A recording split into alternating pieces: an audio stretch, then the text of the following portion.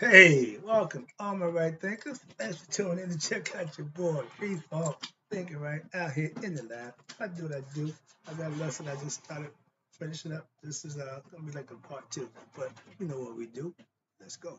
Rightism, 25 rules to live by. Storytelling, story with a message and story for life. I give life lessons. You tune in to receiving them. We got a good thing going. Let's rock. Know thyself.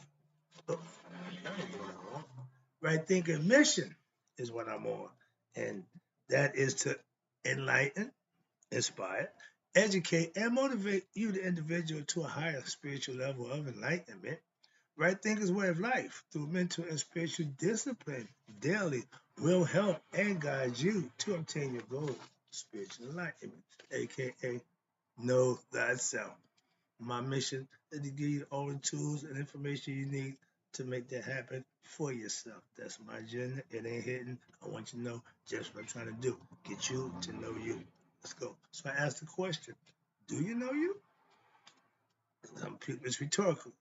If you don't have an answer, tune in. I can help you with that. That's what I do for you. So let's do it. A person who knows not and knows not that they know not is foolish. Disregard them. A person who knows not and knows that they know not is simple. You teach them. That's why I do what I do for you. Appreciate you too. Stay tuned. I got more for you. A person who knows not and believes and think that they know is dangerous. Avoid them. I do. A person who knows and knows not that they know is spiritually asleep. I can awaken them. I'm a spiritual alarm clock here to wake you up with knowledge of self. A person who knows and knows that they know is wise. Follow them. Excuse me. All these persons reside in you. Right thinker, know thyself. Into Maat, be true. They said that Jesus taught the parables. And parable is a story that made a point. So I'm about to talk in parables to you. Right thinkers, let's talk about the first parable. There's four of them, but I'm only going to give you one. All right. So, and the idea is to impart what? The understanding of right thinking philosophy, aka Maat philosophy. So, you ready? Let's do it. The first parable, and the goal of the parable is to import, imparted the understanding of Maat or truth. She represents truth, balance, also cause and effect, righteous action, aka Ari. Ari spelled A-R-I. And that's action. And the glory of the divine. If you're living right, you're doing right, you're serving your higher self, aka the divine or God. Maya is what? The order. She represents justice and righteousness of what? The universe. When God came out of the noon, all chaotic, everything was possibility, haphazard, willy-nilly. He said, no, I need order. Maya, I need you. Everything been in order ever since. So we stand and live by Maya. Now, it is the law of cause and effect. What? Set up by who? The divine. Why? To maintain harmony in the universe. We say if the sun was a fraction of an inch this way or that way, it would be different. That's what Maya represents, order. So that's why it's where it's supposed to be, thanks to Maya, conceptually. Now, any action performed will bring a reaction. Any action equal opposite reaction to the person performing the action. Please understand, what you do, come back to you. What you reap is what you show. If you put good action in, you'll get good results out. You put bad action in, you will get karma out. And karma is just giving you what you deserve. If it's bad, that's yours. If it's good, it's yours. So karma don't care. Thus, watch this. Positive action does what? Set up positive karmic basis for what? Positive occurrence in a person's life. That's telling you what I just told you. If you do right, you get rewarded. You do wrong, you get punished.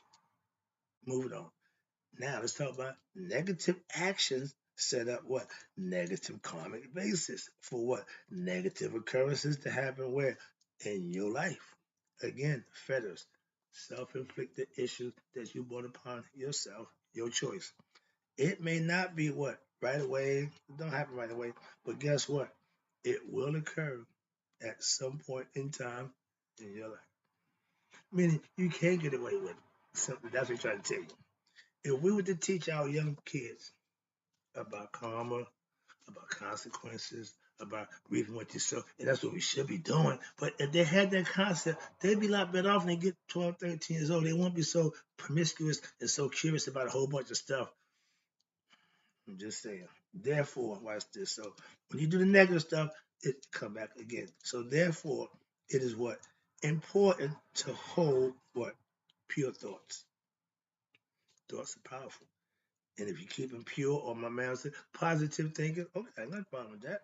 Pure thoughts and what? You perform, here's my favorite, good deeds. Why? In order to promote goodness, peace, and harmony in your life and the world. She ain't personal.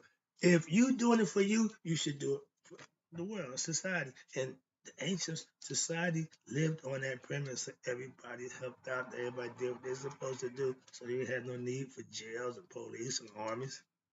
We was peaceful people. Okay. What you do, listen, what you do comes back to you. That's karma. This is the ancient, remember, this ain't new. This is the ancient Egyptian principle of Mishkenet. M-E-S-K, Misk, H-E-N-E-T, Mishkenet. And what's this? This principle of Mishkenet, what it does, it relates to what? In popular culture, here you go, is mostly common referred to as, you ready? Karma or reincarnation. Karma is going to give you what you deserve.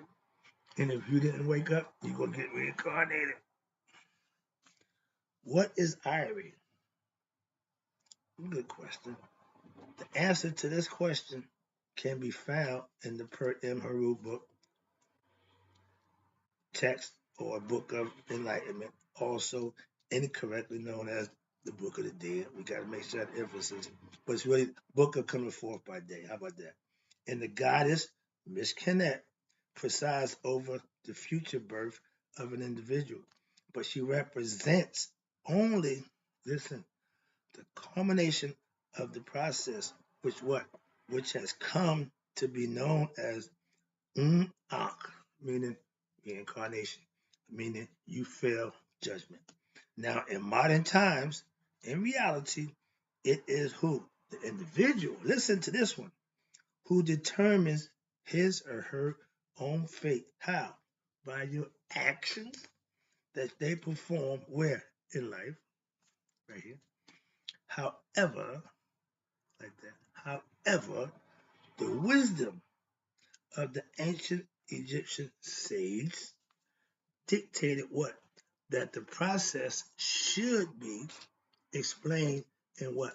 Mythological terms. Meaning we're going to put a story together, mythological concept, so to what? Help you, the people, better understand the philosophy that we're trying to get across to you. I try to break it down and simplify it for you.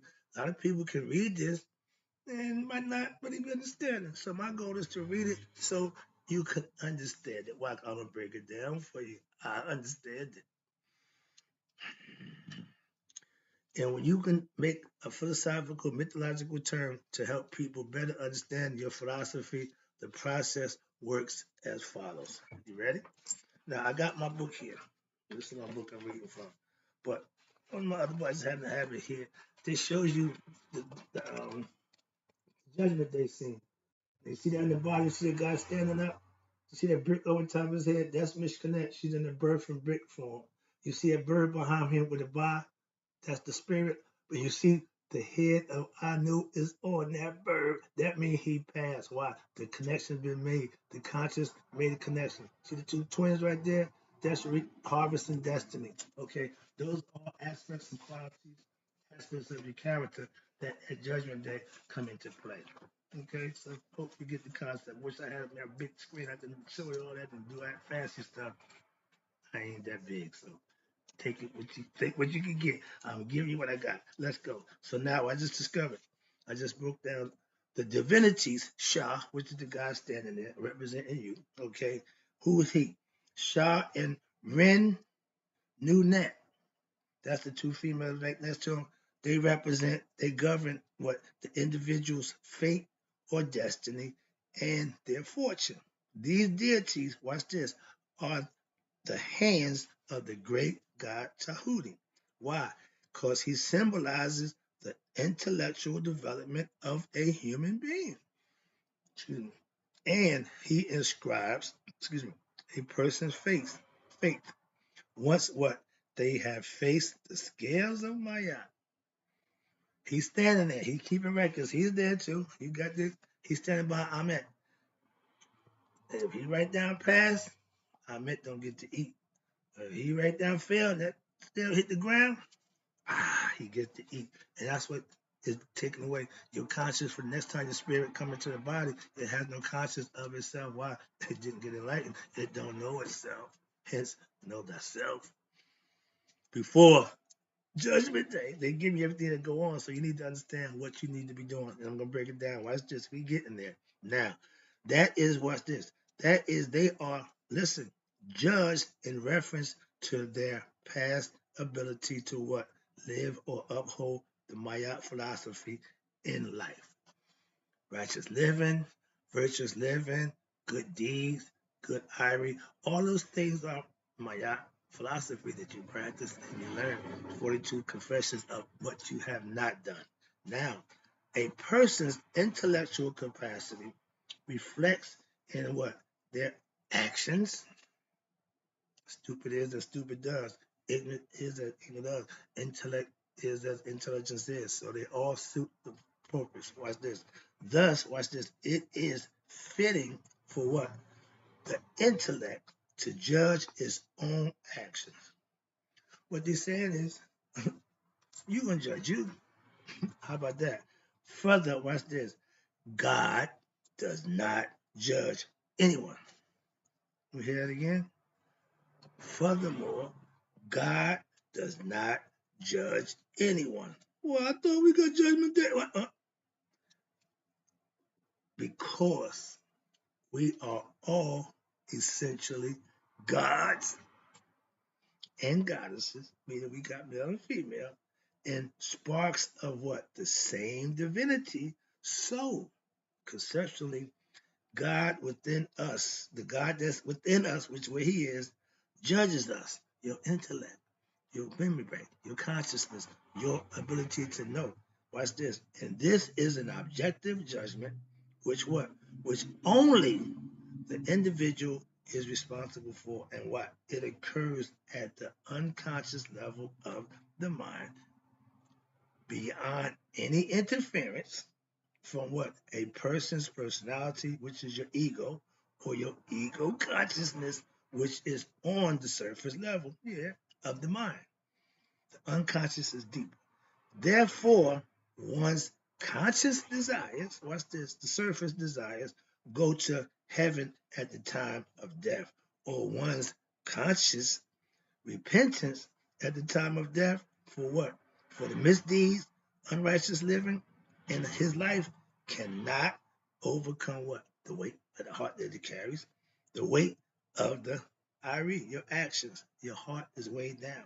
Now, and Iri is overcoming the weight of your Iri, which means actions, things done, make something, do something, deeds.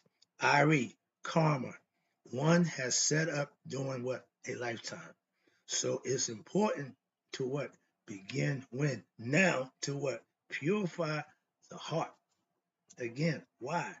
And cleanse your soul so as to what? Become, ready for my favorite? Makaru. That means true of speech and pure of heart. I speak Makaru. I don't lie. I don't perpetrate. I speak from the heart. That's what that means. When at all the time of the judgment, at the time of judgment, that's when it'll speak for you. Okay, it's going to tell the truth. Okay, the gods and goddesses, watch this, are really cosmic forces. Again, Luke used the force, which only facilitate what the process. But from a mythological and philosophical standpoint, they are concepts for understanding the mystical philosophy of the teachings. It's all metaphorical, it's all mythological, and it's all between the ears. Once the judgment has been made and rendered, watch this, the goddess Mishkenet takes over and, watch this, appoints the person future family. What they're saying is she gonna pick and choose your next agenda for you because obviously you need some help and assistance in trying to get this thing figured out in the next life. Watch this. So she picks the future family, place of birth, social status, etc. Okay, she's setting the table for you conceptually. This is not meant, watch this, as a punishment, but just as a process of leading what your unenlightened soul to what the appropriate place where what they can grow spiritually and become enlightened, hopefully in the next life.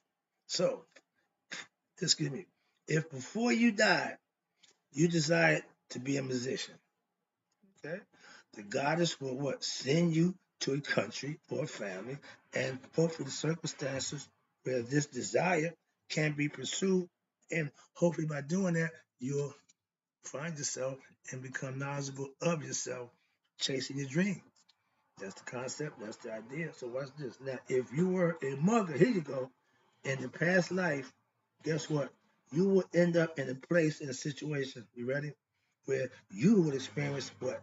Being mugged, the pain and suffering such as you caused to others who you did the same thing. So this is your experience, and hopefully this experience will teach you to act what otherwise where in the future, thus improving your what? Your future birth. Next go around, might not want to be a mugger. What you do after that is within the purview of what? Your own free will and your actions in this new lifetime, which again, you did over the mulligan, you done been reincarnated, will what? Engender and determine the next and on and on. Again, until you get it right. That's what we call it recycling, reincarnation. Now, this process, almost done. Yep. This process of Mishkanet, destiny of birth, Mishkanet is really the manifestation of what? One's Shah Nefer. Now, Shah is you. Nefer is positive, godly. That means positive destiny. Or, again, one's Shamit, SAI-MIT. That's hieroglyphic is you got four little.